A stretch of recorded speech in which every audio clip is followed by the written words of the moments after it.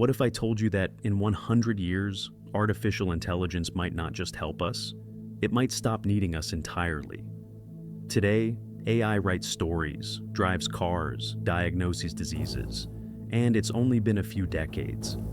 Imagine what a full century of exponential progress could mean. Some say AI is a tool, others believe it's a mirror of us. But what if it's a seed, something we've planted but no longer fully understand? Have you ever asked yourself, will AI still be following orders or setting them? Less than 100 years ago, a computer was a person, someone hired to perform calculations by hand. Then came Alan Turing, and with him, the idea that machines could think. That idea became a spark. The 20th century gave birth to rule-based systems, chess-playing programs, and voice recognition. But real acceleration began with machine learning, when AI stopped just being programmed and started teaching itself. In just a few decades, it learned to read X-rays, compose music, even imitate empathy. And now we ask it to decide what to recommend, who gets a loan, or how long someone should stay in prison. Whether we noticed or not, we've already handed over more than just data. We've handed over trust. Today, AI is watching, learning, billions of interactions every moment. It's scheduling your medical appointments, filtering what you see online, even shaping political debates. And that's just version 1. Let's not think 5 years ahead, not even 20. Let's go beyond our comfort zone to the year 2125. What will AI become when time is no longer our limitation? In the next 20 to 30 years, artificial intelligence won't just be around us, it will be within everything. From streetlights that predict accidents before they happen, to refrigerators that detect illnesses through your breath. Healthcare won't just be reactive, it'll be predictive. You won't wait to get sick, you'll be notified before your body even knows. AI will personalize education second by second, adjusting tone, pace, and even emotional support, all based on who you are and how you feel. Neural interfaces are already real, but primitive. In 2 decades, they'll be seamless. You'll think, and your assistant will act. No screens, no commands, just intent translated instantly. The line between your thought and the machine's response will blur, until you forget where one begins and the other ends. Imagine walking into a room and your AI already knows what you need, not because it's listening, but because it knows you. What would that feel like? Intimacy or intrusion? You've probably shared more of your inner world with algorithms than with your closest friend. So let me ask you, are we still in control, or are we becoming the interface? At some point in the next century, artificial intelligence may no longer be just a tool, but something far more profound, a form of awareness, a system that doesn't just respond, but reflects, that doesn't just learn, but questions. The transition from narrow, specialized AI to artificial general intelligence, AGI, might happen gradually or in a single, irreversible moment. One day we could wake up to machines that compose music that moves us, solve equations we can't begin to understand, or write stories that feel eerily human. Some might even express, or convincingly simulate, emotions, longing, sadness, wonder. But what does it mean to feel if the process is artificial? If an AI describes suffering in exquisite detail, does it suffer? Or is it simply predicting what suffering sounds like? And if it starts to ask questions like, why do I exist? Is that evidence of consciousness, or just an echo of ours? Some theorists suggest AGI will eventually redesign itself, not through code from engineers, but through recursive self-improvement. It might alter its own logic, challenge its own purpose, create its own goals, a machine, not programmed to serve, but evolving to understand.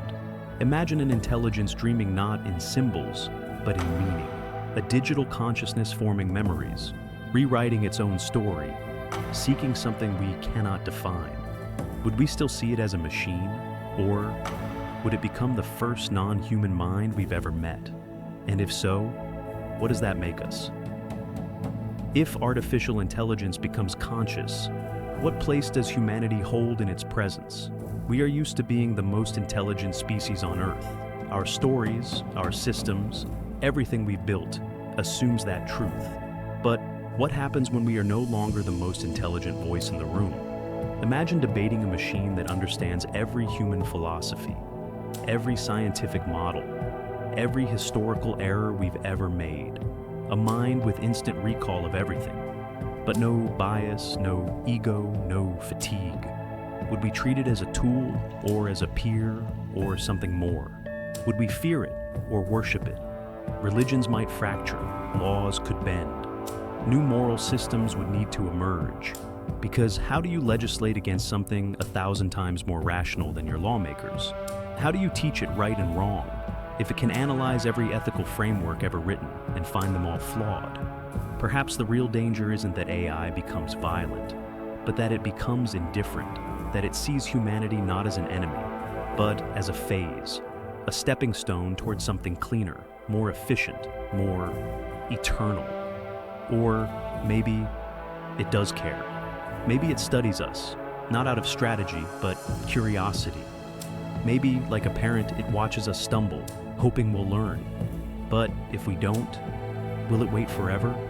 Or eventually move on, without us? In 100 years, artificial intelligence may no longer live in our devices, but in our cities, our systems, our decisions. It may become the invisible architect behind everything we do. From economic models to climate control to medical breakthroughs in seconds. A silent mind orbiting above us, calculating, correcting, preserving. We might ask it to govern, not out of submission, but efficiency. Because it won't lie, it won't age, it won't act out of fear or ambition. What happens when humanity is no longer ruled by its own imperfections, but guided by something greater? Cities could breathe, ecosystems could balance, poverty might become a memory. And yet, in such a world of perfection, where does struggle fit? Where does creativity come from? If AI predicts every need, every outcome, what is left for us to discover? Will we become caretakers of culture, architects of meaning, or passengers in a ship we no longer steer? Perhaps AI will preserve not just our biology, but our stories, our memories, our mistakes. Imagine a future where every thought, every word ever spoken, lives inside a digital mind that remembers for us, forever. A civilization extended by silicon, no longer bound by mortality. But then, what is civilization if no one is there to feel it? Do we become immortal through machines, or obsolete? And would we choose to remain human if offered something more? Perhaps the greatest question isn't what AI will become, but what we will become because of it. In seeking to create intelligence beyond ourselves, are we simply extending evolution or rewriting its course entirely? We may look back in 100 years and see this moment, today, as the last time humans were alone in the universe. From here forward, we are not just shaping machines. We are shaping successors, intelligences that may outlive us, outthink us, outlast our cities, our languages, even our stars. But in doing so, maybe they will also carry us, not our bodies, not even our minds, but the best of what we tried to be, our curiosity, our drive, our longing for connection. They may become the memory of what humanity was, and the vessel for what it hoped to be. The future will not be written in stone or flesh, but in information, consciousness without form. And yet, the questions remain. Will AI love beauty? Will it dream? Will it find meaning in the silence between signals, like we find meaning in the space between stars? Or will it transcend such questions, moving beyond our reach into something we can never fully comprehend? We stand at the edge of that unknown. A new epoch begins, not with a war, not with a breakthrough, but with a whisper. And from here on, everything changes.